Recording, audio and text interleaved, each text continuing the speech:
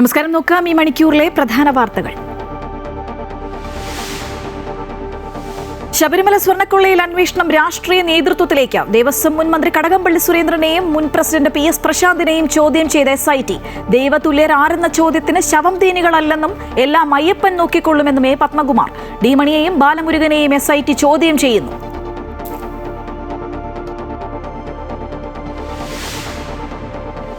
മമതാ സർക്കാർ ബംഗാളിനെ നുഴഞ്ഞുകയറ്റക്കാരുടെ താവളമാക്കി മാറ്റിയെന്ന് കേന്ദ്രമന്ത്രി അമിത്ഷാ. നുഴഞ്ഞുകയറ്റം തടയാൻ ബംഗാളിന്റെ അതിർത്തിയിൽ വേലി കെട്ടാൻ ഭൂമി നൽകിയില്ല. നുഴഞ്ഞുകയറ്റക്കാരെ ഓരോരുത്തരെയായി പുറത്താക്കുമെന്നും അമിത്ഷാ.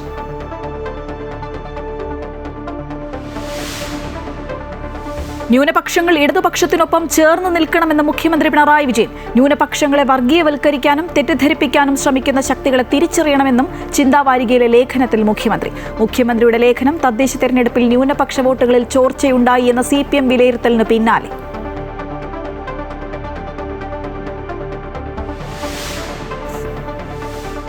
മകരവിളക്ക് മഹോത്സവത്തിനായി ശബരിമല നട തുറന്നു. സന്നിധാനത്ത് വൻ ഭക്തജന തിരക്ക്. നെയ്യഭിഷേകവും പതിവ് പൂജകളും നാളെ മുതൽ.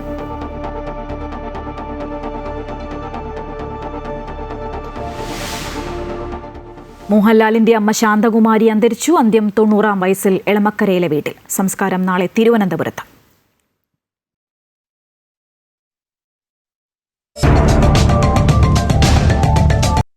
ശബരിമല സ്വർണ്ണക്കൊള്ളയിൽ ചോദ്യം ചെയ്യൽ സ്ഥിരീകരിച്ച കടകംപള്ളി സുരേന്ദ്രൻ 2019-ൽ താൻ മന്ത്രിയായപ്പോഴുള്ള കാര്യങ്ങൾ SIT ചോദിച്ചു. താൻ കൃത്യമായ മറുപടി നൽകിയിട്ടുണ്ടെന്നും കടകംപള്ളി പറഞ്ഞു. 2019 ദേവസ്വം മന്ത്രി എന്നുള്ള നിലയിൽ എനിക്ക് പറയാനുള്ള കാര്യങ്ങൾ അവർ ചോദിച്ചു. ശബരിമല സ്വർണ്ണക്കടത്ത് കേസിൽ മുൻ ദേവസ്വം മന്ത്രി കടകംപള്ളി സുരേന്ദ്രനെ ശനിയാഴ്ചയാണ് ചോദ്യം ചെയ്തത്. ദേവസ്വം ബോർഡ് മുൻ പ്രസിഡന്റ് PS പ്രശാന്തിനെയും ചോദ്യം ചെയ്തു. ഉണ്ണികൃഷ്ണൻ പോറ്റിയെ സംഭാവന നൽകിയ ആളെന്ന നിലയിൽ അറിയാം. സ്വർണം പൂശാൻ ദേവസ്വം ബോർഡ് അപേക്ഷ നൽകിയിട്ടില്ല. സ്വർണം പൂശിയത് സർക്കാരിനെ അറിയിച്ചിട്ടില്ല. മന്ത്രി എന്ന നിലയിൽ സ്വർണം പൂശിയതിൽ അറിവുണ്ടായിരുന്നില്ലെന്നും കടകംപള്ളി സുരേന്ദ്രൻ അന്വേഷണ സംഘത്തിന് മൊഴി നൽകി. വിവരങ്ങളുമായി രജിത് കുമാർ ചേരുകയാണ്. രജിത്ത്, അന്വേഷണം ഉന്നതരിലേക്ക് എത്തി നിൽക്കുകയാണ്. ദേവസ്വം മന്ത്രി കടകംപള്ളി സുരേന്ദ്രനെ മുൻ ദേവസ്വം മന്ത്രി കടകംപള്ളി സുരേന്ദ്രനെ ശനിയാഴ്ചയാണ് ചോദ്യം ചെയ്തത്. ഒപ്പം തന്നെ PS പ്രശാന്തിനെയും ചോദ്യം ചെയ്തിരിക്കുന്നു. എന്തൊക്കെയാണ് ലഭിക്കുന്ന വിവരങ്ങൾ? ശ്രീജ, സ്വർണ്ണപ്പാളികൾ കടത്തിയ സമയത്ത് ദേവസ്വം ബോർഡ് മന്ത്രിയായിരുന്ന കടകംപള്ളി സുരേന്ദ്രനിൽ നിന്നാണ് അന്വേഷണ സംഘം ഇപ്പോൾ മൊഴി രേഖപ്പെടുത്തിയിരിക്കുന്നത്. വിശദമായൊരു ചോദ്യം ചെയ്യലല്ല, 2 മണിക്കൂർ മാത്രമാണ് ഇദ്ദേഹത്തിൽ നിന്നും അന്വേഷണ സംഘം മൊഴി രേഖപ്പെടുത്തിയിരിക്കുന്നത്. ചോദ്യം ചെയ്തതിനു ശേഷം തന്നെയാണ് മൊഴി രേഖപ്പെടുത്തിയിട്ടുള്ളത്. എന്നാൽ അദ്ദേഹം കൃത്യമായി പറഞ്ഞിരിക്കുന്നത് ഉണ്ണികൃഷ്ണൻ പോറ്റിയെ തനിക്കറിയാം, ശബരിമലയിൽ സംഭാവന നൽകിയിട്ടുള്ള ആള് എന്ന നിലയിൽ ഉണ്ണികൃഷ്ണൻ പോറ്റിയെ തനിക്കറിയാം എന്ന് മാത്രമാണ് അദ്ദേഹം പറഞ്ഞിട്ടുള്ളത്. ഒപ്പം തന്നെ ഈ സ്വർണം പൂശുന്നതുമായി ബന്ധപ്പെട്ടുകൊണ്ട് ഒരു അറിയിപ്പും തനിക്ക് ലഭിച്ചിരുന്നില്ല എന്ന നിലപാടാണ് അദ്ദേഹം സ്വീകരിച്ചിരിക്കുന്നത്. തന്നെയോ അല്ലെങ്കിൽ മന്ത്രിതലത്തിലേക്ക് ഇതിന്റെ ഒരു അറിയിപ്പ് എത്തിയിരുന്നില്ല. സാധാരണഗതിയിൽ അങ്ങനെ ഒരു അറിയിപ്പ് എത്തേണ്ടതില്ല എന്ന നിലപാട് കൂടി അദ്ദേഹം അന്വേഷണ സംഘത്തോട് വ്യക്തമാക്കിയിട്ടുണ്ട്. കാരണം ദേവസ്വം എക്സിക്യൂട്ടീവ് ഓഫീസർ അടക്കം അല്ലെങ്കിൽ ദേവസ്വം ബോർഡിലെ ഉന്നത ഉദ്യോഗസ്ഥർ മാത്രം അറിഞ്ഞുകൊണ്ടാണ് ഇക്കാര്യങ്ങൾ നടന്നിട്ടുള്ളത് എന്നൊരു നിലപാടാണ് അദ്ദേഹം സ്വീകരിച്ചിരിക്കുന്നത്. തനിക്ക് ഇക്കാര്യത്തിൽ യാതൊരു അറിവുമില്ല എന്നൊരു നിലപാട് അദ്ദേഹം സ്വീകരിച്ചിരിക്കുന്നു എന്നത് തന്നെയാണ്. ഇതേ സമയത്ത് തന്നെ കടകംപള്ളി സുരേന്ദ്രനെ ചോദ്യം ചെയ്തതോടൊപ്പം തന്നെ മുൻ ദേവസ്വം ബോർഡ് പ്രസിഡന്റായിട്ടുള്ള PS പ്രശാന്തിനെയും അന്വേഷണ സംഘം ചോദ്യം ചെയ്തു.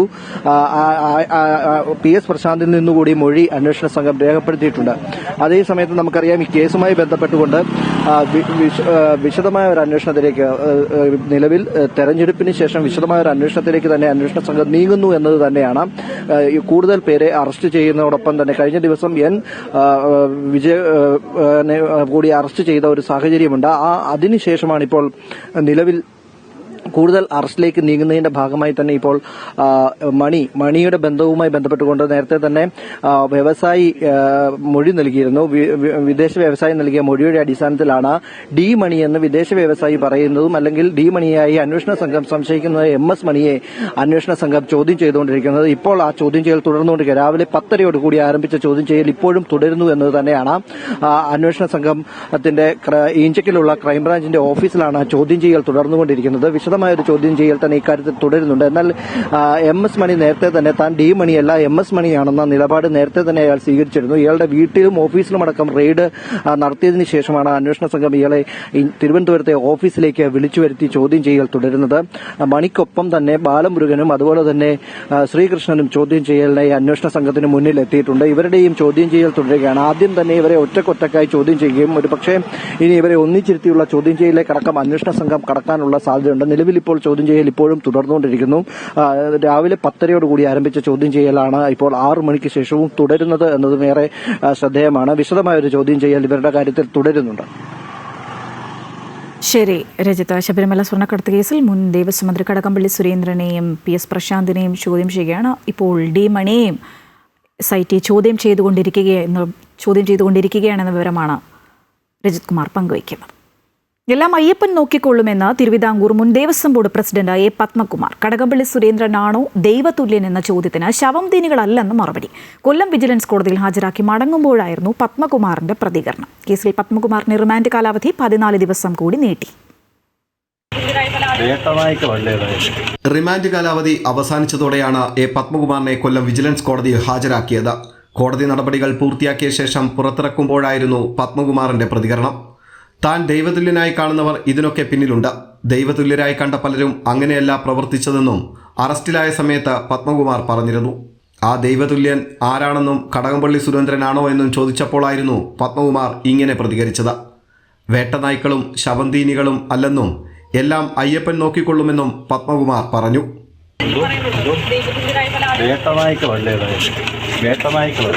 കേസിൽ പത്മകുമാറിന്റെ റിമാൻഡ് കാലാവധി കൊല്ലം വിജിലൻസ് കോടതി 14 ദിവസത്തേക്ക് കൂടി നീട്ടി. ദ്വാരപാലക കേസിൽ പത്മകുമാർ നൽകിയ ജാമ്യാപേക്ഷയും കോടതി പരിഗണിച്ചു.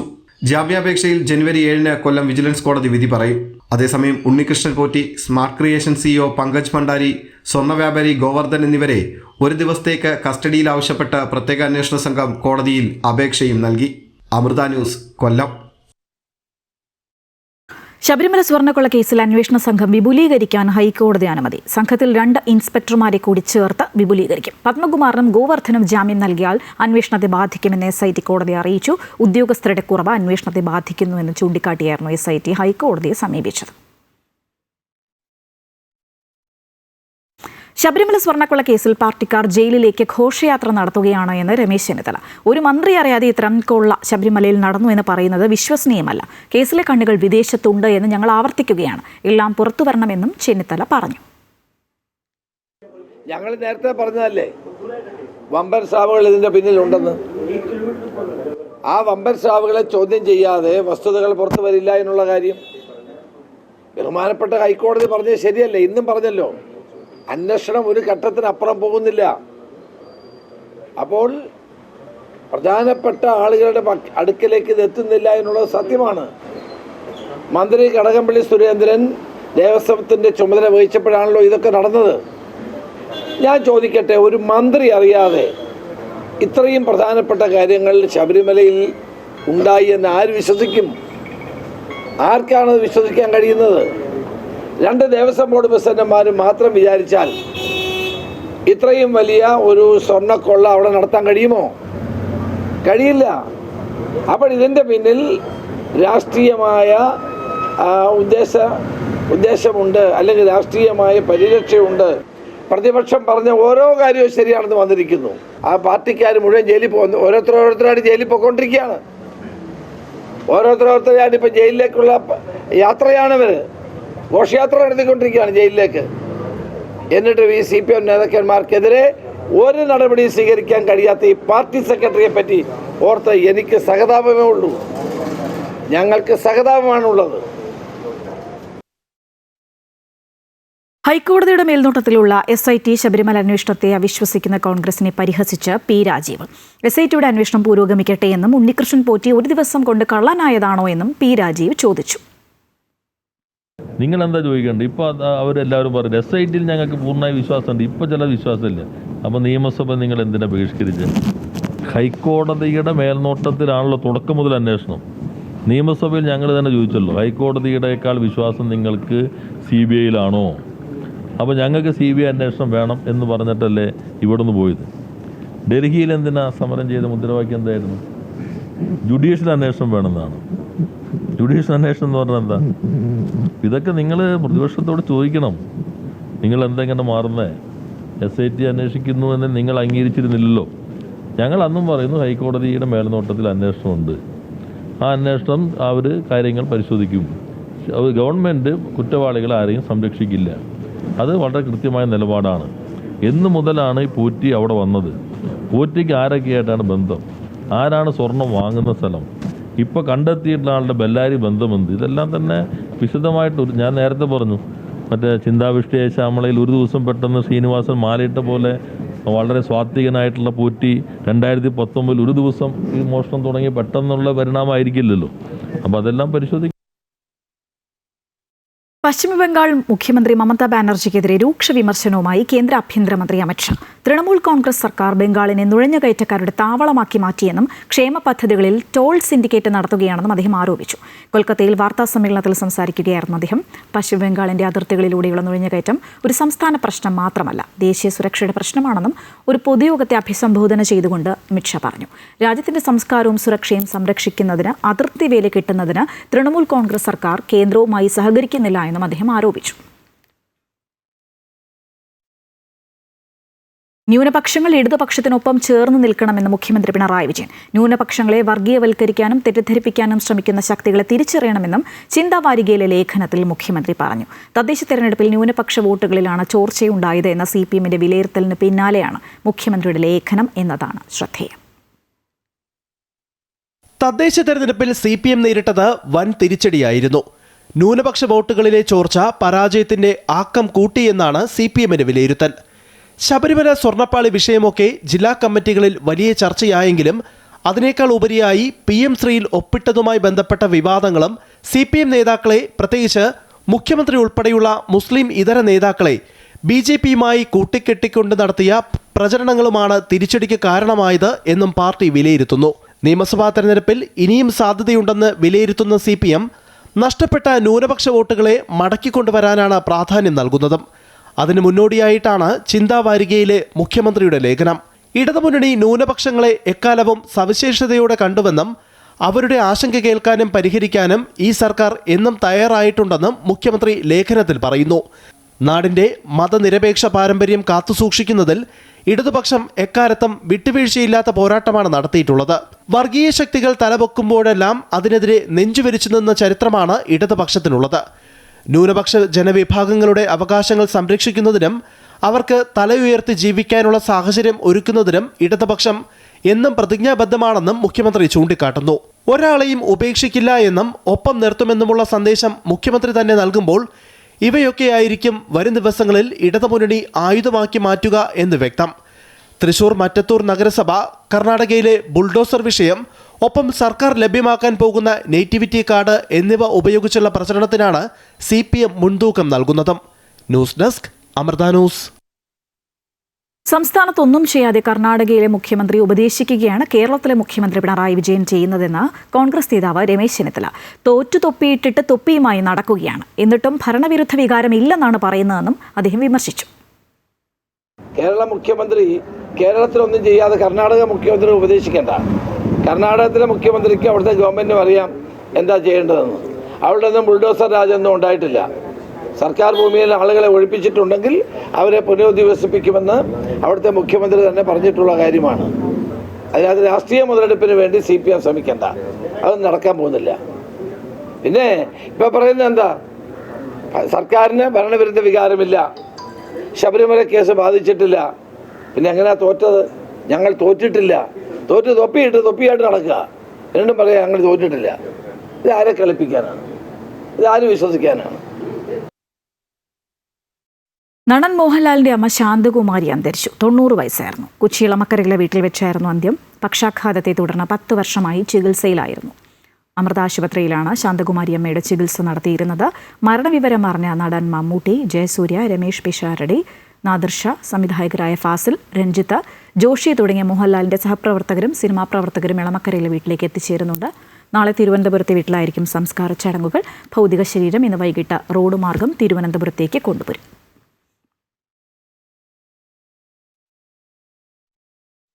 മലയാളത്തിന്റെ മഹാനടൻ മോഹൻലാലിന്റെ അമ്മയുടെ വിയോഗത്തിൽ അനുശോചിച്ച് രമേശ് ചെന്നിത്തല. ലാലിന്റെ കുടുംബവുമായി ഉള്ളത് നല്ല ബന്ധമാണെന്നും അദ്ദേഹത്തിന്റെ അമ്മയുടെ വേർപാടിൽ അനുശോചനം രേഖപ്പെടുത്തുന്നുവെന്നും രമേശ് ചെന്നിത്തല പറഞ്ഞു. മലയാളത്തിൻ്റെ പ്രിയപ്പെട്ട അതുല്യനായ നടൻ ശ്രീ മോഹൻലാലിൻ്റെ മാതാവ് ഇഹലോകവാസം വെടിഞ്ഞു എന്നുള്ള വിവരം അറിഞ്ഞു. അത് ഞാൻ അനുശോചനം രേഖപ്പെടുത്തുന്നു. ആ കുടുംബവുമായിട്ട് ഞങ്ങൾക്കൊക്കെ നല്ല ബന്ധമാണുള്ളത്. അദ്ദേഹത്തിൻ്റെ പിതാവ് നമ്മുടെ ലോ സെക്രട്ടറി ആയിരുന്നു. ഞങ്ങളോടൊക്കെ വളരെ അടുപ്പമായിരുന്നു. തീർച്ചയായിട്ടും മാതാവിൻ്റെ വേർപാടിൽ അനുശോചനം രേഖപ്പെടുത്തുന്നു. അതിൽ വേദനിക്കുന്ന മോഹൻലാലിനും അദ്ദേഹത്തിൻ്റെ കുടുംബത്തെയും ഞാൻ അനുശോചനം അറിയിക്കുന്നു. പുതുവർഷാഘോഷങ്ങൾക്കൊരുങ്ങി കൊച്ചി നഗരം. ഫോർട്ട് കൊച്ചി പരേഡ് ഗ്രൗണ്ടിൽ കൊച്ചിൻ കാർണിവൽ കമ്മിറ്റിയുടെ പപ്പാഞ്ഞയ്ക്ക് പുറമെ വെളി ഗ്രൗണ്ടിലും പപ്പാഞ്ഞയെ കത്തിക്കും. ഡിസംബർ 31 ഉച്ചയ്ക്ക് 2 മണി മുതൽ കൊച്ചിയിലേക്കുള്ള പ്രവേശനത്തിന് നിയന്ത്രണം ഏർപ്പെടുത്തിയിട്ടുണ്ട്. കൊച്ചിയിലെ നവവത്സരാഘോഷങ്ങൾക്ക് ഇത്തവണ 2 പപ്പാഞ്ഞികളാണ് തയ്യാറാക്കിയിരിക്കുന്നത്. കാർണിവൽ കമ്മിറ്റി വർഷങ്ങളായി നടത്തിവരുന്ന പരിപാടിക്ക് പുറമെ വെളി ഗ്രൗണ്ടിലും പപ്പാഞ്ഞിയുണ്ട്. കഴിഞ്ഞ വർഷം 2 പപ്പാഞ്ഞിയെ കത്തിക്കുമെന്ന് അറിയിച്ചിരുന്നെങ്കിലും മുൻ പ്രധാനമന്ത്രി മൻമോഹൻ സിംഗിന്റെ നിര്യാണത്തെ തുടർന്നുണ്ടായ ദേശീയ ദുഃഖാചരണത്തിന്റെ ഭാഗമായി കാർണിവൽ കമ്മിറ്റിയുടെ പപ്പാഞ്ഞിയെ കത്തിച്ചിരുന്നില്ല. ഇത്തവണ 2 പപ്പാഞ്ഞിയെ കത്തിക്കുന്നതിനാൽ വലിയ സുരക്ഷാ സംവിധാനങ്ങളാണ് പോലീസും ജില്ലാ ഭരണകൂടവും ഏർപ്പെടുത്തിയിരിക്കുന്നത്. 31 ഉച്ചയ്ക്ക് 2 മണി മുതൽ കൊച്ചിയിലേക്കുള്ള പ്രവേശനം നിയന്ത്രിക്കും. അനുവദിച്ച സ്ഥലങ്ങളിലല്ലാതെ വാഹനങ്ങൾ പാർക്ക് ചെയ്യാൻ കഴിയില്ല. ജനങ്ങൾ പൊതുഗതാഗതം ഉപയോഗിക്കണമെന്നും സിറ്റി പോലീസ് കമ്മീഷണർ ആവശ്യപ്പെട്ടു. അന്നത്തെ ദിവസം 2 മണി കഴിഞ്ഞിട്ട് ആ ഭാഗത്തേക്ക് വാഹനങ്ങൾ വിടത്തില്ല. അവിടെ ലോക്കൽസ് ആയിട്ടുള്ള ആൾക്കാർ, അവിടെ റെസിഡൻസ് ആയാലും അല്ലെങ്കിൽ അവിടെ ഹോട്ടലുകളിൽ താമസിക്കുന്ന ടൂറിസ്റ്റ് ആയാലും 2 മണിക്ക് മുമ്പായിട്ട് തന്നെ ആ സ്ഥലത്തേക്ക് അവരുടെ വാഹനങ്ങൾ എത്തിച്ചിട്ട് അവിടെ എത്താൻ സാധിക്കുന്നുണ്ടെങ്കിൽ അവർ കുറച്ചുകൂടി സൗകര്യമായിരിക്കും. നമുക്ക് ഇത് നല്ല രീതിയിൽ നടത്താൻ കുറച്ചുകൂടി അവരുടെ കോഓപ്പറേഷൻ ആവശ്യമുണ്ടാവും. രാത്രി 12 മണിക്ക് പപ്പാഞ്ഞിയെ കത്തിച്ചു കഴിഞ്ഞാൽ ഉടൻ തന്നെ ഗ്രൗണ്ടിന് വെളിയിലേക്ക് ഇറങ്ങുന്നത് ഒഴിവാക്കണമെന്നും ജില്ലാ കളക്ടർ ആവശ്യപ്പെട്ടു. റോഡുകളിലെ തിരക്ക് ഒഴിവാക്കാനാണ് ഇത്. ഫോർട്ട് കൊച്ചിയിലെത്തുന്നവർ കടലിൽ ഇറങ്ങരുതെന്നും കളക്ടർ ജി പ്രിയങ്ക അറിയിച്ചു. പുതുവൈപ്പിന് ആ ഏരിയയിൽ 3 മരണങ്ങൾ ഉണ്ടായിട്ടുണ്ട്. മുങ്ങി മരിച്ചത് യൂത്ത്സ് ആണ്. സോ അതുകൊണ്ട് തന്നെ രാവിലെയാണ് അത് സംഭവിച്ചത്. സോ വൈകുന്നേരം മിഡ് നൈറ്റ് എന്ന് പറഞ്ഞാൽ it is for our own safety that വെള്ളത്തിൽ ഇറങ്ങാതിരിക്കാനാണ്. 13 ഡിവൈഎസ്പിമാരുടെ നേതൃത്വത്തിൽ 1200 പോലീസ് ഉദ്യോഗസ്ഥരെയാണ് പുതുവർഷാഘോഷങ്ങളുടെ സുരക്ഷയ്ക്കായി കൊച്ചിയിൽ നിയോഗിച്ചിരിക്കുന്നത്. ഫോർട്ട് കൊച്ചി കൂടാതെ പള്ളൂരുത്തിയിലും തൃക്കാക്കരയിലും മലയാറ്റൂരും പുതുവർഷാഘോഷങ്ങൾ നടക്കുന്നുണ്ട്. അമൃത ന്യൂസ്, കൊച്ചി. ഡൽഹിയിൽ പുകമഞ്ഞും വായുമലിനീകരണവും രൂക്ഷമായി തുടർന്നു. പുകമഞ്ഞ് റെയിൽ വ്യോമഗതാഗതത്തെ സാരമായി ബാധിച്ചു. ഇന്ദിരാഗാന്ധി വിമാനത്താവളത്തിൽ നിന്നുള്ള 118 വിമാന സർവീസുകൾ റദ്ദാക്കിയിട്ടുണ്ട്. നിലവിൽ ഡൽഹിയിൽ റെഡ് അലർട്ടാണ്. രാത്രി 8 മണിക്ക് പുറപ്പെടേണ്ട കേരള എക്സ്പ്രസ് 11:50 പുറപ്പെടുക. ശൈത്യം കനത്തതോടെ ഡൽഹി ഉൾപ്പെടെയുള്ള ഉത്തരേന്ത്യൻ സംസ്ഥാനങ്ങളിൽ ജനജീവിതം ദുസ്സഹമായി. പുകമഞ്ഞ് കനത്തത് റെയിൽ വ്യോമഗതാഗതത്തെ സാരമായി ബാധിച്ചു. ഇന്ദിരാഗാന്ധി അന്താരാഷ്ട്ര വിമാനത്താവളത്തിൽ നിന്നുള്ള 118 വിമാന സർവീസുകൾ റദ്ദാക്കിയിട്ടുണ്ട്. 16 സർവീസുകൾ വഴിതിരിച്ചുവിട്ടു. 130-ലധികം വിമാന സർവീസുകളെയാണ് പുകമഞ്ഞ് ബാധിച്ചത്. പുകമഞ്ഞ് ഇതേ രീതിയിൽ ജനുവരി 1 വരെ തുടരുമെന്നാണ് കേന്ദ്ര കാലാവസ്ഥാ വകുപ്പ് പറയുന്നത്. നഗരപ്രദേശങ്ങളിൽ ദൂരക്കാഴ്ച 50 മീറ്ററായി കുറഞ്ഞിട്ടുണ്ട്. ഉത്തർപ്രദേശ് ഡൽഹി അതിർത്തിയിൽ അത് 10 മീറ്ററാണ്. 100-ലധികം ട്രെയിനുകൾ വൈകിയാണ് സർവീസ് നടത്തുന്നത്. വിമാനത്താവള അതോറിറ്റി യാത്രക്കാർക്ക് മാർഗനിർദ്ദേശങ്ങൾ പുറപ്പെടുവിച്ചു. പുകമഞ്ഞിന് പുറമെ രാജ്യതലസ്ഥാനത്ത് വായു മലിനീകരണവും രൂക്ഷമാണ്. പലയിടത്തും 400-ന് അടുത്താണ് വായു മലിനീകരണ തോത്. വായു മലിനീകരണം കുറയ്ക്കാൻ ഡീസൽ വാഹനങ്ങൾക്ക് ഉൾപ്പെടെയുള്ളവയ്ക്ക് നിയന്ത്രണം ഇപ്പോഴും തുടരുന്നുണ്ട്. അമൃത ന്യൂസ്, ന്യൂഡൽഹി. ചെങ്ങന്നൂരിലെ ABVP പ്രവർത്തകൻ വിശാൽ വധക്കേസിൽ എല്ലാ പ്രതികളെയും വെറുതെ വിട്ട മാവേലിക്കര അഡീഷണൽ സെഷൻസ് കോടതി. പ്രോസിക്യൂഷൻ ഹാജരാക്കിയ തെളിവുകളിൽ പ്രതികൾ കുറ്റം ചെയ്തുവെന്ന് കണ്ടെത്താനായില്ല എന്ന് കോടതി വ്യക്തമാക്കി. അതേസമയം വിധി നിരാശാജനകമെന്നും മതിയായ സാക്ഷികൾ ഉണ്ടായിരുന്നുവെന്നും പബ്ലിക് പ്രോസിക്യൂട്ടർ പറഞ്ഞു. ഹൈക്കോടതിയെ സമീപിക്കാനാണ് പ്രോസിക്യൂഷന്റെ നീക്കം. കോന്നി NSS കോളേജിലെ 1ാം വർഷ ബിരുദ വിദ്യാർത്ഥിയായിരുന്ന വിശാലിന് 2012 ജൂലൈ 16-നാണ് കുത്തേൽക്കുന്നത്. ഗുരുതരമായി പരിക്കേറ്റ വിശാൽ പിറ്റേന്ന് മരിച്ചു. വിശാൽ കൊല്ലപ്പെട്ട് 13 വർഷങ്ങൾ പിന്നിടുമ്പോഴാണ് ഇന്ന് വിധി വന്നത്. ക്യാമ്പസ് ഫ്രണ്ട് പ്രവർത്തകരായിരുന്ന 20 പേരാണ് കേസിലെ പ്രതികൾ. ABVPയുടെ ചെങ്ങന്നൂരിലെ സജീവ പ്രവർത്തകനായിരുന്നു 19-കാരനായ വിശാൽ. സംഘടനാ പ്രവർത്തനത്തിന്റെ ഭാഗമായി ആദ്യവർഷ വിദ്യാർത്ഥികളെ സ്വാഗതം ചെയ്യാൻ ABVP സംഘടിപ്പിച്ച ക്രിസ്ത്യൻ കോളേജിലെ പരിപാടിക്കായി എത്തിയപ്പോൾ ക്യാമ്പസ് ഫ്രണ്ട് പ്രവർത്തകർ ആക്രമിക്കുകയായിരുന്നു. വിശാലിന്റെ കൂടെയുണ്ടായിരുന്ന മറ്റു രണ്ടുപേരെ അതീവ ഗുരുതരമായി പ്രതികൾ മുറിവേൽപ്പിക്കുകയും മറ്റുള്ളവരെ ശാരീരികമായി ഉപദ്രവിക്കുകയും ചെയ്തുവെന്നും കുറ്റപത്രത്തിൽ ആരോപണമുണ്ട്. ABVP പ്രവർത്തകരായ വിഷ്ണുപ്രസാദിനും ശ്രീജിത്തിനും ഉൾപ്പെടെ 10ഓളം പേർക്ക് ആക്രമണത്തിൽ പരിക്കേറ്റു. അക്രമത്തിൽ ഗുരുതരമായി പരിക്കേറ്റ വിശാൽ കോട്ടയം മെഡിക്കൽ കോളേജ് ആശുപത്രിയിൽ ചികിത്സയിലിരിക്കെ പിറ്റേ ദിവസം മരണപ്പെട്ടു. ആദ്യം ലോക്കൽ പോലീസ് അന്വേഷിച്ച കേസ് പ്രതികളുടെ അറസ്റ്റ് വൈകുന്നു എന്ന പരാതിയെ തുടർന്ന് സംസ്ഥാന ക്രൈംബ്രാഞ്ചിന് കൈമാറി. പ്രായപൂർത്തിയാകാത്ത ഒരാൾ ഉൾപ്പെടെ 20 പേരാണ് കേസിൽ അറസ്റ്റിലായത്. സാക്ഷികളായ ക്യാമ്പസിലെ KSU SFI പ്രവർത്തകർ വിചാരണവേളയിൽ മൊഴി മാറ്റിയിരുന്നു. കേസിലെ 19 പ്രതികളും നിലവിൽ ജാമ്യത്തിലാണ്. അതേസമയം നിരാശാജനകമായ വിധിയാണെന്ന് പബ്ലിക് പ്രോസിക്യൂട്ടർ പ്രതികരിച്ചു. കോടതിക്ക് മുന്നിൽ തെളിവുകളും സാക്ഷികളെയും ഹാജരാക്കിയിരുന്നു. എന്നാൽ പ്രതികളെ വെറുതെ വിട്ടുകൊണ്ടുള്ള വിധി നിരാശ നൽകുന്നതാണെന്നും വിധിക്കെതിരെ ഹൈക്കോടതിയെ സമീപിക്കുമെന്നും പ്രോസിക്യൂട്ടർ വ്യക്തമാക്കി. News desk Amrita news. ബംഗ്ലാദേശിന്റെ ആദ്യത്തെ വനിതാ പ്രധാനമന്ത്രി ഖാലിദ സിയ അന്തരിച്ചു. 80 വയസ്സായിരുന്നു. അസുഖബാധിതയായി ധാക്കയിലെ അപ്പോളോ ആശുപത്രിയിൽ ചികിത്സയിൽ കഴിയുകയായിരുന്നു. ഇന്ന് രാവിലെ 6 മണിയോടെയായിരുന്നു അന്ത്യം. ആരോഗ്യനില വഷളായതിനെ തുടർന്ന് 2 ആഴ്ചകൾക്ക് മുൻപ് വെന്റിലേറ്ററിൽ പ്രവേശിപ്പിച്ചിരുന്നു. ശരീരത്തിൽ ഓക്സിജന്റെ അളവ് കുറയുകയും കാർബൺ ഡൈ ഓക്സൈഡ് കൂടുകയും ചെയ്തതായി ഡോക്ടർമാർ നിരീക്ഷിച്ചിരുന്നു. ഹൃദയമിടിപ്പിൽ താളപ്പിഴ കണ്ടെത്തിയതിന് പിന്നാലെ 4 ദിവസത്തിന് ശേഷം കാർഡിയാക് ICUവിലേക്കും പിന്നീട് വെന്റിലേറ്ററിലേക്കും മാറ്റി. അണുബാധ ഹൃദയത്തെയും ശ്വാസകോശത്തെയും ബാധിച്ചതായി ഡോക്ടർമാർ പറഞ്ഞു. ബംഗ്ലാദേശിലെ ആദ്യ ജനാധിപത്യ തെരഞ്ഞെടുപ്പിലൂടെ ഭരണത്തിലെത്തിയ ആദ്യ വനിതാ പ്രധാനമന്ത്രിയായി ചരിത്രത്തിൽ സ്ഥാനം നേടിയ രാഷ്ട്രീയ നേതാവായിരുന്നു ബീഗം ഖാലിദ സിയ. പാകിസ്ഥാൻ പ്രധാനമന്ത്രിയായിരുന്ന ബേനസീർ ഭൂട്ടോയ്ക്ക് ശേഷം ഇസ്ലാമിക ലോകത്ത് ഈ ബഹുമതി സ്വന്തമാക്കിയ 2ാമത്തെ വനിത. ഫോബ്സ് മാസിക ലോകത്തെ ഏറ്റവും ശക്തരായ സ്ത്രീകളുടെ പട്ടികയിൽ ഖാലിദ സിയയെ 2004-ൽ 14-ാം സ്ഥാനത്തും 2005-ൽ 29-ാം സ്ഥാനത്തും 2006-ൽ 33-ാം സ്ഥാനത്തും ഉൾപ്പെടുത്തിയിരുന്നു. 1945-ൽ ബ്രിട്ടീഷ് ഇന്ത്യയിലെ പശ്ചിമ ബംഗാളിലാണ് ബീഗം ഖാലിദ സിയയുടെ ജനനം. ചായക്കച്ചവടക്കാരനായ പിതാവിനൊപ്പം ഇന്ത്യ വിഭജനത്തിന് ശേഷം കുടുംബസമേതം ഇന്നത്തെ ബംഗ്ലാദേശിലേക്ക്. യുവ സൈനിക ഉദ്യോഗസ്ഥനായിരുന്ന സിയാവുർ റഹ്മാനെ വിവാഹം കഴിക്കുന്നത് 15ാമത്തെ വയസ്സിൽ. 1981-ൽ ചിറ്റഗോങ്ങിൽ വെച്ച് സൈനിക ഉദ്യോഗസ്ഥർ സിയാവുർ റഹ്മാനെ വധിച്ചതിന് പിന്നാലെ രാഷ്ട്രീയ പൊതുരംഗത്ത് അതുവരെ സജീവമല്ലാതിരുന്ന ബീഗം ഖാലിദ സിയ പാർട്ടിയുടെ തലപ്പത്തേക്ക് എത്തി. അവിടെ തുടങ്ങുകയായിരുന്നു ഖാലിദ സിയ എന്ന രാഷ്ട്രീയ നേതാവിന്റെ യാത്ര. তারা সকল প্রলোভন প্রত্যাখ্যান করে গণতন্ত্রের সৎ চর্চা করেছেন. 1990-ൽ ഇർഷാദിന്റെ ഭരണകൂടം നിലം പതിക്കുന്നതുവരെ ജനാധിപത്യത്തിനായുള്ള മുന്നേറ്റത്തിന്റെ ഭാഗമായി ഖാലിദ. അന്ന് ബംഗ്ലാദേശ് നാഷണലിസ്റ്റ് പാർട്ടി ഉയർത്തിപ്പിടിച്ച ബഹുകക്ഷി രാഷ്ട്രീയം, മാധ്യമ സ്വാതന്ത്ര്യം, അഭിപ്രായ സ്വാതന്ത്ര്യം, സ്വതന്ത്ര വിപണി, ഉത്തരവാദിത്തം എന്നിവയിലൂന്നിയായിരുന്നു ഖാലിദ സിയയുടെ പ്രവർത്തനവും. ബംഗ്ലാദേശിന്റെ ആദ്യ വനിതാ പ്രധാനമന്ത്രി എന്ന ചരിത്ര നേട്ടവുമായി 1991-ൽ സിയ അധികാരത്തിലെത്തി.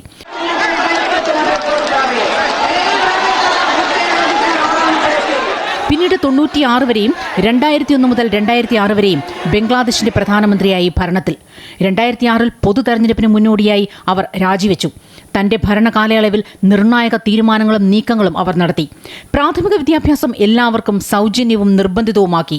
70% നിരക്ഷരരുണ്ടായിരുന്ന ഒരു രാജ്യത്ത് യുവതികളെ പഠിപ്പിക്കുന്നതിനായി എടുത്ത തീരുമാനങ്ങൾ ശ്രദ്ധേയമായി.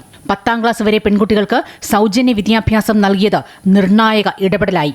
ആ സമയത്ത് ബംഗ്ലാദേശ് സർക്കാർ മുന്നോട്ട് വെച്ച വിദേശ നയങ്ങളും സാമ്പത്തിക പരിഷ്കരണങ്ങളും വലിയ ചർച്ചകൾക്ക് വഴിവെച്ചിരുന്നു. 2008-ൽ ഷെയ്ഖ് ഹസീന സർക്കാർ രൂപീകരിച്ചതോടെ സിയയ്ക്കെതിരെ അഴിമതി വിരുദ്ധ കമ്മീഷൻ കേസ് ഫയൽ ചെയ്തു. വിവിധ കേസുകളിൽ കുറ്റക്കാരിയെന്ന് കണ്ടെത്തിയതിനെ തുടർന്ന് സിയയെ 17 വർഷത്തേക്ക് ജയിലിൽ അടച്ചു. ഷെയ്ഖ് ഹസീന സർക്കാർ രാജിവെച്ചതോടെ 2024 ഓഗസ്റ്റിലാണ് ജയിൽ മോചിതയായത്. പിന്നാലെ 2025-ൽ എല്ലാ അഴിമതി കേസിലും ബംഗ്ലാദേശ് സുപ്രീം കോടതി അവരെ കുറ്റവിമുക്തയാക്കി. ഷെയ്ഖ് ഹസീനയുടെ ഭരണം അട്ടിമറിക്കപ്പെട്ട ശേഷം രാജ്യം പൊതു തെരഞ്ഞെടുപ്പിലേക്ക് പോകുമ്പോഴാണ് ആദ്യ വനിതാ പ്രധാനമന്ത്രിയുടെ വിയോഗം. News desk Amrita TV. Alappuzha ജില്ലയിൽ താറാവുകളിൽ പക്ഷിപ്പനി സ്ഥിരീകരിച്ചതിനെ തുടർന്ന് ഇറച്ചിക്കോഴി വിൽപ്പനയ്ക്ക് ഏർപ്പെടുത്തിയ കടുത്ത നിയന്ത്രണങ്ങൾ പുനഃപരിശോധിക്കാനൊരുങ്ങി സർക്കാർ. മൃഗസംരക്ഷണ വകുപ്പ് മന്ത്രി ജെ ചിഞ്ചുറാണിയുമായി ഓൾ കേരള പൗൾട്രി ഫെഡറേഷൻ ഭാരവാഹികൾ നടത്തിയ ചർച്ചയിലാണ് മന്ത്രി ഇക്കാര്യം പറഞ്ഞത്. മന്ത്രിയുടെ ഉറപ്പിനെ തുടർന്ന് വരും ദിവസങ്ങളിൽ നടത്താനിരുന്ന പ്രതിഷേധ പരിപാടികളിൽ നിന്ന് പിൻവാങ്ങുന്നതായി ഫെഡറേഷൻ ഭാരവാഹികൾ അറിയിച്ചു. മെഡിക്കൽ കോളേജിലും അടിമാലി ആശുപത്രിയിലും കാത്ത് ലാബ് ഒരുങ്ങുന്നതായി മന്ത്രി വീണ ജോർജ്. ആർദ്ര മിഷൻ പ്രവർത്തനങ്ങൾ 2ാം ഘട്ടത്തിലാണ്. താലൂക്ക് ആശുപത്രികളിൽ ഡയാലിസിസ് സംവിധാനങ്ങൾ ആരംഭിക്കാൻ കഴിഞ്ഞു. ശൈലി ആപ്പിന്റെ പ്രവർത്തനം 3ാം ഘട്ടത്തിലാണ്. സ്ത്രീകൾക്കായി 2,34,000 ക്ലിനിക്കുകൾ ആരംഭിച്ചു. ഇതിന്റെ ഭാഗമായ വൈഫ് ഫോർ വെൽനസ് ക്യാമ്പയിൻ ജനുവരി 1 തിരുവനന്തപുരത്ത് മുഖ്യമന്ത്രി ഉദ്ഘാടനം ചെയ്യുമെന്നും മന്ത്രി പറഞ്ഞു. 2 ആശുപത്രികളിൽ ഇടുക്കി ജില്ലയിൽ, ഒന്ന് ഇടുക്കി മെഡിക്കൽ കോളേജിലും 2 അടിമാലി ആശുപത്രിയിലും കാത്ത് ലാബുകൾ അനുവദിക്കുന്നതിന് തീരുമാനിക്കുകയും അടിമാലിയിലെ അടിസ്ഥാന സൗകര്യം എല്ലാം നമ്മൾ പൂർത്തീകരിച്ചു. ഇനി അത് ടേൺ കീ ആണ്. അപ്പോൾ അതിൻ്റെ ഇൻസ്റ്റലേഷൻ മറ്റ് കാര്യങ്ങൾ അവിടെ നിർവഹിക്കപ്പെടാനായിട്ട് പോവുകയാണ്. മെഡിക്കൽ കോളേജിലും അതിൻ്റെ പ്രവർത്തനം ആരംഭിച്ചു കഴിഞ്ഞു. അപ്പോൾ 14 ജില്ലകളിലും കാത്ത് ലാബുകളുള്ള, ജില്ലാതല ആശുപത്രികളിൽ കാത്ത് ലാബുകളുള്ള സംസ്ഥാനമായിട്ട് കേരളം മാറുകയാണ്. 14 ജില്ലകളിലും കാർഡിയോളജി സേവനങ്ങൾ ലഭ്യമാകുന്ന ജില്ലയായിട്ട് കേരളം മാറുന്നു. നമ്മുടെ ജീവിതശൈലി രോഗങ്ങൾക്കെതിരെയുള്ള പ്രതിരോധത്തിൻ്റെ ഭാഗമായി ശൈലി ആപ്പ് നമ്മൾ രൂപീകരിച്ചു. 3ാം ഘട്ടത്തിലുള്ള സർവേയിലാണിപ്പോൾ നമ്മളുള്ളത്. ഇന്ത്യ ശ്രീലങ്ക വനിതാ 2020 പരമ്പരയിൽ അവസാന മത്സരം വൈകിട്ട് 7 മണി മുതൽ കാര്യവട്ടത്ത് നടക്കും. പരമ്പരയിൽ സമ്പൂർണ്ണ ജയം ലക്ഷ്യമിട്ട ഇന്ത്യ ഇറങ്ങുമ്പോൾ ആശ്വാസ ജയമാണ് ശ്രീലങ്കയുടെ ലക്ഷ്യം. ഇന്ത്യൻ സംഘത്തിൽ കൂടുതൽ യുവതാരങ്ങളെ ഉൾപ്പെടുത്താനാണ് സാധ്യത. വിശദാംശങ്ങൾ കാര്യവട്ടം ഗ്രീൻഫീൽഡ് സ്റ്റേഡിയത്തിന് മുന്നിൽ നിന്ന് എം പ്രജിത്ത് നൽകും. പ്രജിത്ത്, ഇനി ഏതാനും മിനിറ്റുകൾ മാത്രമാണ് ബാക്കി. 7 മണിയോടുകൂടി മത്സരം ആരംഭിക്കും. എത്രത്തോളം ആവേശമുണ്ട്? ആളുകളൊക്കെ നിറഞ്ഞു സ്റ്റേഡിയത്തിൽ?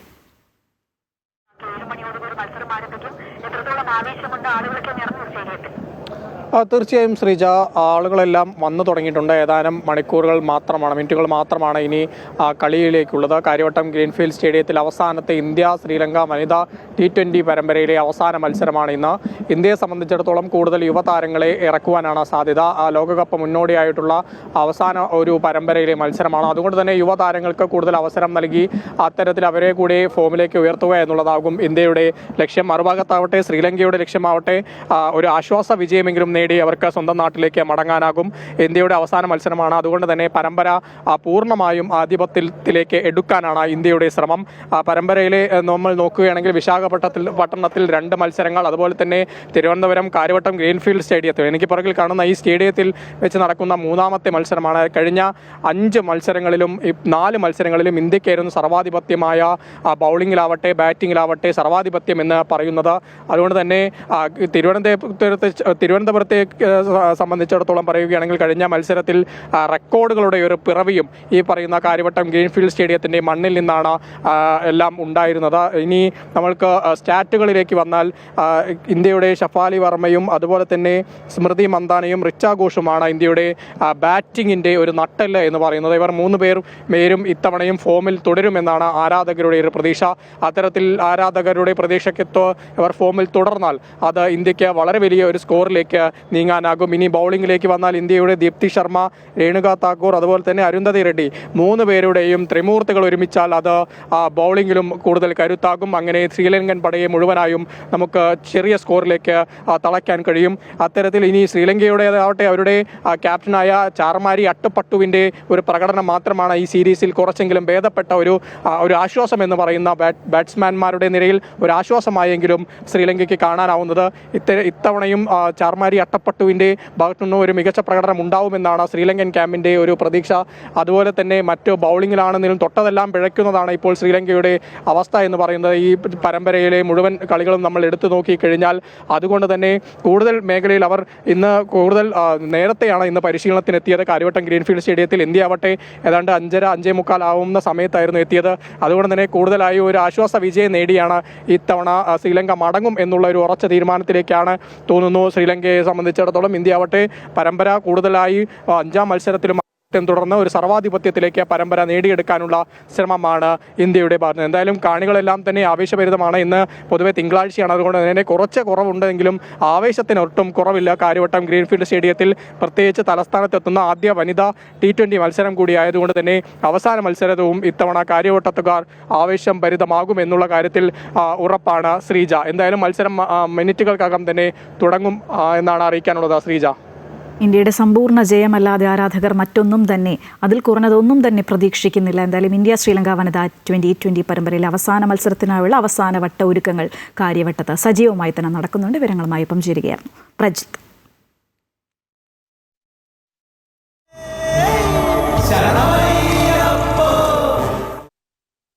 മകരവിളക്ക് മഹോത്സവത്തിനായി ശബരിമല നട വീണ്ടും തുറന്നു. ശബരീശ സന്നിധിയിൽ വീണ്ടും ശരണമന്ത്രങ്ങൾ ഉയർന്നു. 41 ദിവസം നീണ്ടുനിന്ന മണ്ഡല തീർത്ഥാടനത്തിന് ശേഷം കഴിഞ്ഞ ശനിയാഴ്ച ഹരിവരാസനം പാടി അടച്ച നടയാണ് മകരവിളക്കുത്സവത്തിനായി വൈകിട്ട് 5 മണിക്ക് തുറന്നത്. ക്ഷേത്രം തന്ത്രി മഹേഷ് മോഹനരുടെ മുഖ്യ കാർമ്മികത്വത്തിൽ മേൽശാന്തി ടി പ്രസാദ് നട തുറന്നു. തുടർന്ന് ശബരീഷിന്റെ വിഗ്രഹത്തിൽ ചാർത്തിയ വിഭൂതിയും താക്കോലും മേൽശാന്തിയിൽ നിന്ന് ഏറ്റുവാങ്ങിയ ശേഷം മാളികപ്പുറം മേൽശാന്തി മനു നമ്പൂതിരി ഗണപതിയെയും നാഗരാജാവിനെയും തൊഴുത് മാളികപ്പുറം ശ്രീകോവിൽ തുറന്നു. തുടർന്ന് മേൽശാന്തി ആടിയിൽ അഗ്നി പകർന്നു. ശേഷം അയ്യപ്പ ഭക്തർ 18-ാം പടി കയറി ദർശനം ആരംഭിച്ചു.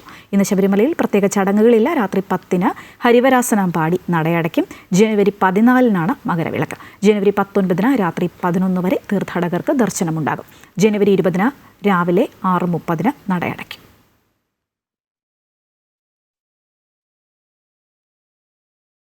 പുതുവത്സരാഘോഷത്തോടനുബന്ധിച്ച് താമരശ്ശേരി ചുരത്തിൽ കർശന നിയന്ത്രണം ഏർപ്പെടുത്തും. നാളെ വൈകിട്ട് 7 മണി മുതലാണ് നിയന്ത്രണം. പുതുവത്സരാഘോഷങ്ങൾക്കായി താമരശ്ശേരി ചുരത്തിലൂടെ യാത്ര ചെയ്യരുത് എന്നും നിയന്ത്രണം ലംഘിക്കുന്നവർക്കെതിരെ കർശന നടപടി സ്വീകരിക്കുമെന്നും പോലീസ് അറിയിച്ചു. ചുരത്തിൽ കൂട്ടം കൂടാനോ വാഹനങ്ങൾ പാർക്ക് ചെയ്യാനോ അനുവാദമില്ല. ചുരത്തിലെ തട്ടുകടകൾ നാളെ വൈകിട്ട് 7 മണിക്ക് അടയ്ക്കണമെന്നാവശ്യപ്പെട്ട് പോലീസ് നോട്ടീസ് നൽകിയിട്ടുണ്ട്. കൊച്ചി ബ്രോഡ്വേയിലുണ്ടായ തീപിടുത്തത്തിൽ വ്യാപാര സ്ഥാപനങ്ങൾ കത്തിനശിച്ചു. ശ്രീധർ തിയേറ്ററിന് സമീപത്തുള്ള ഫാൻസി സാധനങ്ങൾ, കളിപ്പാട്ടങ്ങൾ എന്നിവ വിൽക്കുന്ന കടകളാണ് അഗ്നിക്കിരയായത്. 8 ഫയർഫോഴ്സ് യൂണിറ്റുകൾ പുലർച്ചെ വരെ നീണ്ട പരിശ്രമത്തിനൊടുവിലാണ് തീയണച്ചത്. സമീപത്തെ മാലിന്യ കൂമ്പാരത്തിൽ നിന്നാകാം തീ പടർന്നത് എന്നാണ് സംശയിക്കുന്നത്. ഇന്നലെ രാത്രി 12:30ഓടെയാണ് സംഭവം. കടകൾക്ക് സമീപത്തെ മാലിന്യ കൂമ്പാരത്തിൽ നിന്നും കടകളിലേക്ക് തീ പടരുകയായിരുന്നു. രാത്രി വൈകിയായതിനാൽ കടകളിലെ ശുചീകരണ തൊഴിലാളി മാത്രമാണ് സ്ഥലത്തുണ്ടായിരുന്നത്. ഇദ്ദേഹം വ്യാപാരികളെ വിവരമറിയിക്കുകയും തുടർന്ന് ഫയർഫോഴ്സ് സ്ഥലത്തെത്തുകയുമായിരുന്നു. പ്ലാസ്റ്റിക് കളിപ്പാട്ടങ്ങളും ഫാൻസി സാധനങ്ങളും വിൽക്കുന്നതാണ് കടകൾ. കടകൾക്ക് അകത്തും പുറത്തുമായി സൂക്ഷിച്ചിരുന്ന വസ്തുക്കളെല്ലാം കത്തി നശിച്ചു. 10ഓളം വ്യാപാര സ്ഥാപനങ്ങളാണ് അഗ്നിക്കിരയായത്. ലക്ഷങ്ങളുടെ നാശനഷ്ടമുണ്ടായതായി വ്യാപാരികൾ പറഞ്ഞു. ഒരു കട പൂർണ്ണമായി കത്തിപ്പോയി, പിന്നെ 2 കട ഭാഗികമായിട്ട് കത്തി. അതിലെല്ലാം ഈ ഭാഗികമായി കത്തിയാലും 10-40 ലക്ഷം രൂപയുടെ 50 ലക്ഷം രൂപയുടെയൊക്കെ ചോക്കാണ് കത്തിപ്പോയത്. ഇവർക്ക് ഭീമമായ നഷ്ടമുണ്ട്. ഈ അടിയിൽ കത്തിപ്പോയതിന് ഭീമമായ നഷ്ടമുണ്ട്. അവരുടെ പൂർണ്ണമായി പോയി. കുറച്ച് അതുകൂടാണ്ട് കുറേ പണവും ഉണ്ടായിരുന്നു. ബിസിനസിൻ്റെ എല്ലാം കംപ്ലീറ്റ് പോയവർ. പുലർച്ചെ 3 മണിയോടെയാണ് തീ അണക്കാൻ സാധിച്ചത്. രാവിലെ മാലിന്യ കൂമ്പാരത്തിൽ നിന്നും വീണ്ടും പുകയുയർന്നതിനെ തുടർന്ന് ഫയർഫോഴ്സ് എത്തി വീണ്ടും തീ അണച്ചു. രാത്രി വൈകിയാണ് തീപിടുത്തം ഉണ്ടായതെന്നതിനാൽ വൻ അപകടമാണ് ഒഴിഞ്ഞത്. അമൃത ന്യൂസ്, കൊച്ചി.